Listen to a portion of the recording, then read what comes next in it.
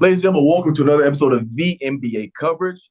We're getting excited because playoff time is around the corner. But before we get into that, this podcast is brought to you by Final Form Supplements. Look, we got the multivitamins here at the studio. Final Form multivitamins. You got to take care of your vitamin. Even if you're not going to the gym, you're not active, you don't care about that, you still want to make sure you're getting the amount of vitamins you need just to make sure you live a long, happy, prosperous life. Go to finalformsubs.com. That's SUPPS.com. Use promo code Strib.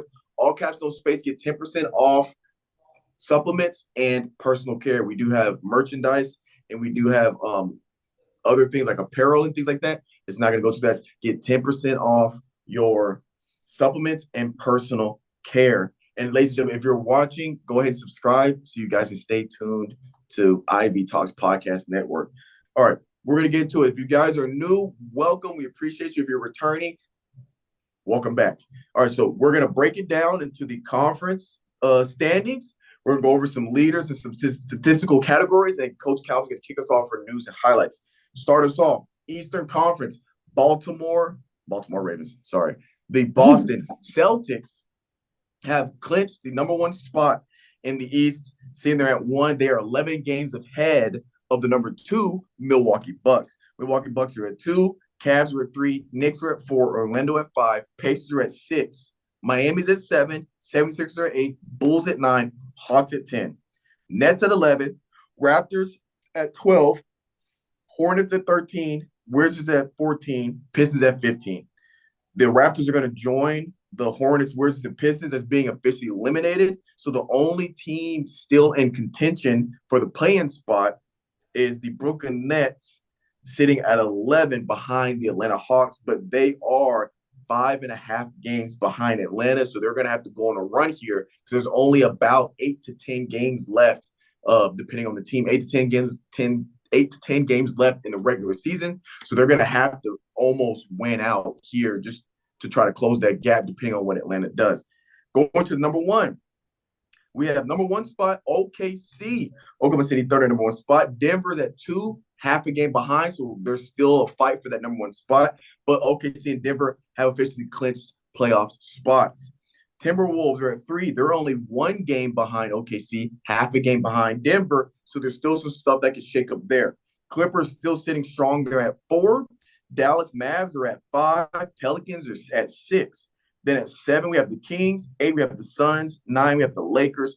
Warriors, we have at 10. Then we have the Rockets are at 11.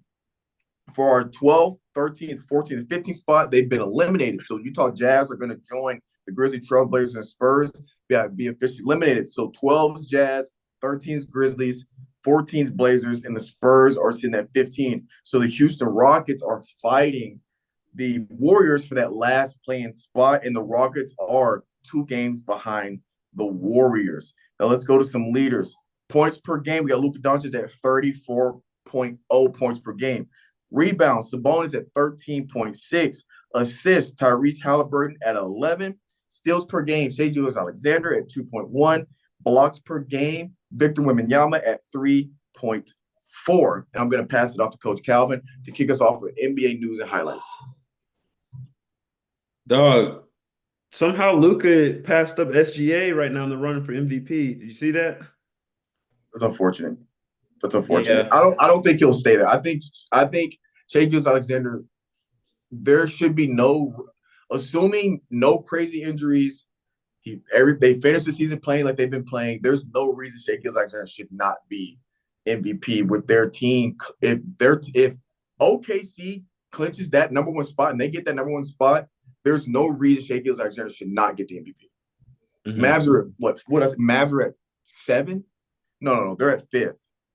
I think Mavs are 5th in the West, and OKC's first. Now don't get me wrong, Luka's playing out of his mind. But if you're a team like OKC and you've willed your team to the number 1 spot in the West when OKC shouldn't be there, to be honest, right? Nobody was expecting them to finish first. And you're talking about over Denver, over Minnesota, over Dallas. There should be no reason why Shai doesn't get the MVP. Yeah, straight up. That's facts. Bro, Malik Monk, he's out.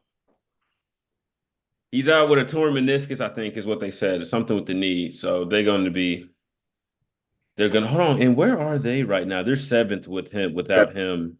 Damn, that's gonna suck, man, especially the playoff time and everything, man. They're Um, seventh, and they're seventh, but they're really tied. They're both 9 games behind. So Phoenix and Kings, they're really tied. So if Kings lose and Suns win, they're gonna flip because they have the exact same yeah, right now. yeah. Man, that's tough. Man, have you heard about Michael Porter's brother in investigation for Yeah, gambling, basically? yeah. Sports betting. Like why? Why do it, guys? Like we've seen Calvin Ridley get in trouble for it. We've seen who else in the NFL has gotten in trouble for it and everything. Yeah, handful of Who, guys.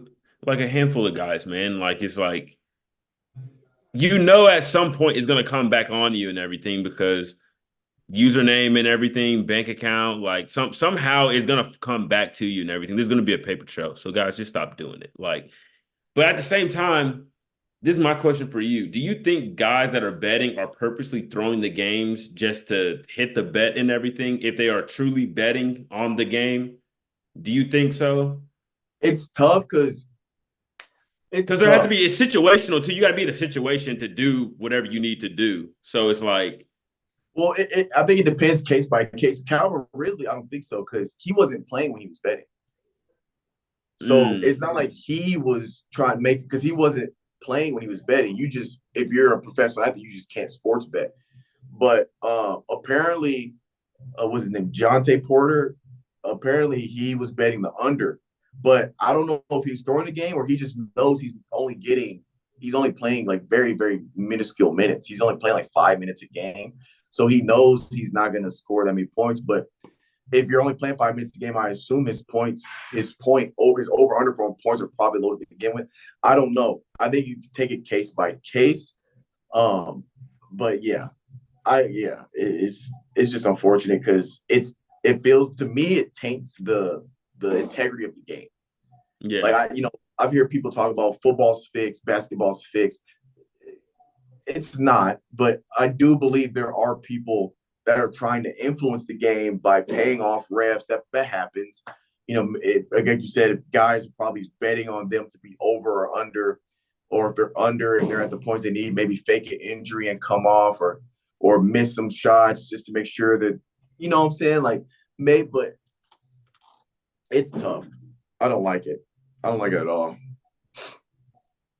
Yeah. That goes into my other thing, dude. Like, I think athletes are now starting to feel like they're not even athletes anymore. They're like puppets almost. Because did you see what Tyrese said about his little press conference about sports betting? Mm-mm.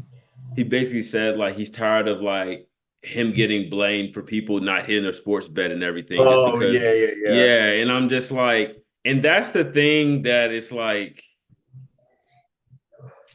it's the kicking part about like, yeah, like you want to bet and everything. It makes the game a little bit more interesting because you got money on the line, but these are human beings at the end of the day too. Like, Yeah. it's not their fault that they couldn't get 15 points. Maybe you should have been a better better at that point. Like, I don't know.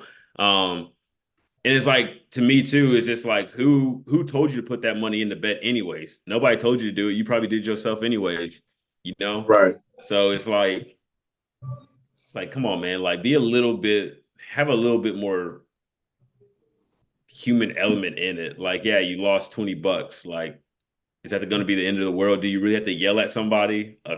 A dude that you paid money to go see and everything, and you put money on him to win? Like, Yeah, I feel like the issue is that person at the end of the it day. it is. It is. And I mean, it just comes with territory, unfortunately. Like it's the same concept with fantasy. People are like, oh, you're the reason why I lost my fantasy game because you know what I'm saying? Like but it now is just you got, more sports betting, it's growing, right? Every ad you see on TV now is all about prize picks, DraftKings, FanDuel. So it's gonna eventually just become a part of the game in terms of the scrutiny athletes have to face is going to become a part of that. They're going to have to get training on how to handle people coming at you because of their bet not hitting because you're 2 yards short because you need and because to end the game instead of going for the whatever. It's inevitable. Yeah. Now I would like to take the time to shout out. First of all, take time to shout out the Mavs. The Mavs have gone on a crazy win streak. The Houston Rockets won 11 straight. I think it might have been 12 straight, but they won 11 straight, and they're fighting for that playing spot to take out the Warriors. And shout out LeBron James. Yesterday had 40 points on 17 shots. Had shot 13 from 17 from the field, 7 rebounds, 5 assists. Rushi Hashimura, 20 points, 10 rebounds. Anthony Davis, 24 points, 14. This is exactly what we saw the last time the Lakers made a run to the Western Conference Finals and the year of the bubble. Lakers started the season off rough, like they always do. After the All-Star break, they start clicking, they figure it out, and towards the end of the season, they start playing their best ball. Those are the teams that you have to keep your eye on come playoff time, because it's not really as long as you make the playoffs, it's not really about what your record is. It's about, can you play your best ball? Can you start playing your best ball come playoff time? And teams that play their best ball come playoff time are the teams that make the run and end up holding that trophy up at the end of the year. So and it's LeBron James. So again, LeBron James, Steph Curry, Jimmy Butler, Nikola Jokic. There are some players you cannot count out until they are officially eliminated from the playoffs. So that's what I will be watching here in the next coming weeks.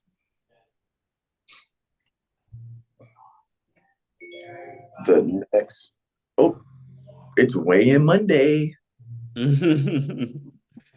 Yeah, but that's all I got, bro, for news and everything, man. Kelly Oubre need to start watching his mouth, bro. That's disrespectful what he did to the refs, cussing them all out. Yeah, bro, that's the excuse my my reference for it, but that is the most light-skinned shit I have ever seen in my whole entire life. Like that, you gonna call everybody a ref, you be like, you a bitch, and you gonna say something about their mama? Like, come on, dog. Like that's foul, bro. Like, come on, man. Like, I know it's for to call a ref a bitch and stuff, but to bring the family into it just like that's not needed.